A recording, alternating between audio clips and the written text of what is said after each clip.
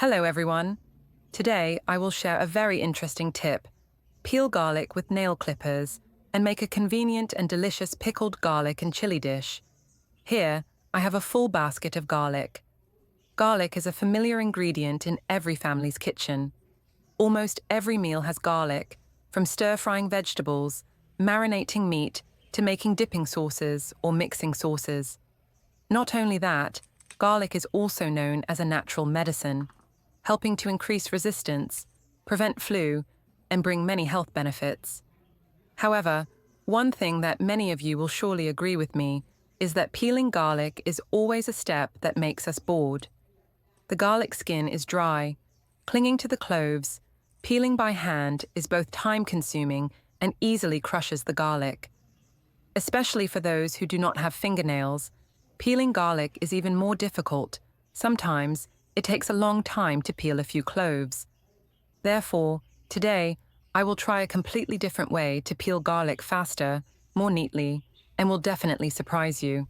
And to solve this difficult problem of peeling garlic, I will use a tool that seems to have nothing to do with the kitchen. That is a nail clipper. Normally, nail clippers are an item that everyone has, used to trim nails neatly. But in addition to the cutting blade, it also has a very useful little detail. That is the sharp file attached to the back. Many times we only use it to file our nails, but today I will take advantage of this sharp end to support peeling garlic. Sounds strange, right? But the combination of garlic and nail clippers will definitely bring unexpected results. And before starting, I will do one more important step. That is to thoroughly clean the nail clipper to ensure safety when in contact with food. I prepare a small bowl, put the nail clippers in it, and pour hot water in.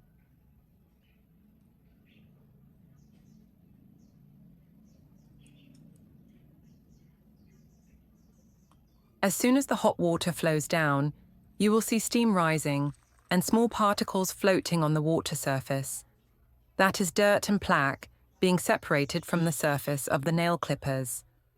I let it soak for about 5 to 10 minutes so that the temperature of the hot water can both kill bacteria and soften the dirt that has accumulated for a long time. Before using nail clippers to peel garlic, I need to make sure this tool is very clean, because normally nail clippers come into direct contact with nails, a place where a lot of dirt and bacteria accumulate that is difficult to see with the naked eye. After that, I use a fork to stir gently, turning it back and forth a few times to help the dirt come off faster. Finally, I use the same fork to take the nail clippers out, place them on a clean paper towel, and then dried them carefully. When completely dry, the nail clippers looked much shinier and were safe to use for the upcoming garlic peeling step. After cleaning, now I will start to practice peeling garlic with this nail clipper. I have prepared a plate of garlic.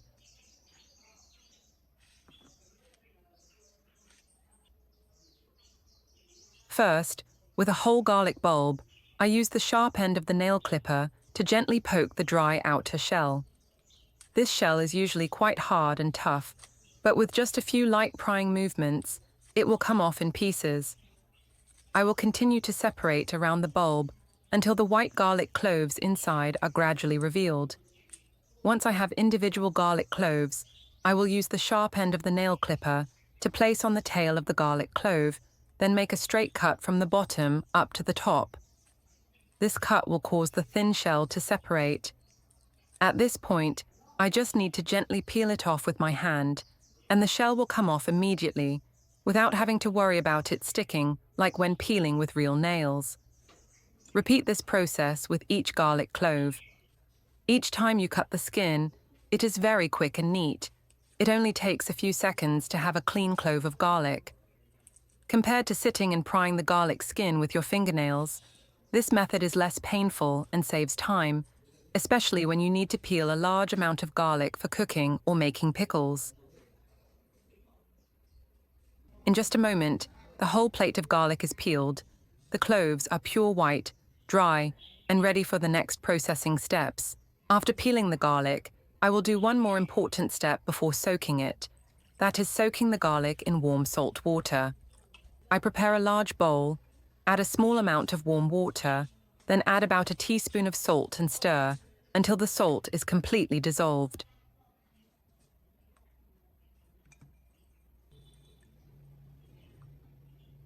When the salt water is ready, I put all the peeled garlic in to soak.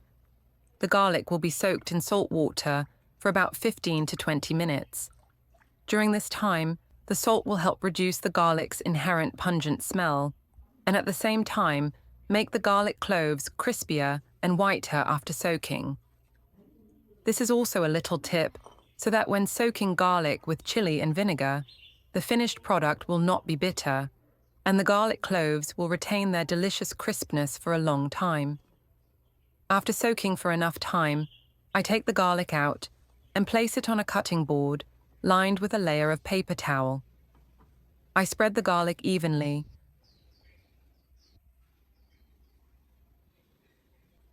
then cover it with another paper towel and gently pat to absorb the water.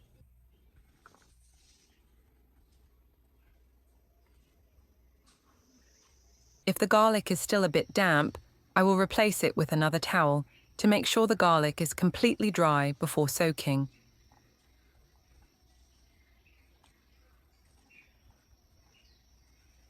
When the garlic is dry, we can now safely prepare the next ingredients, the chili and the soaking water.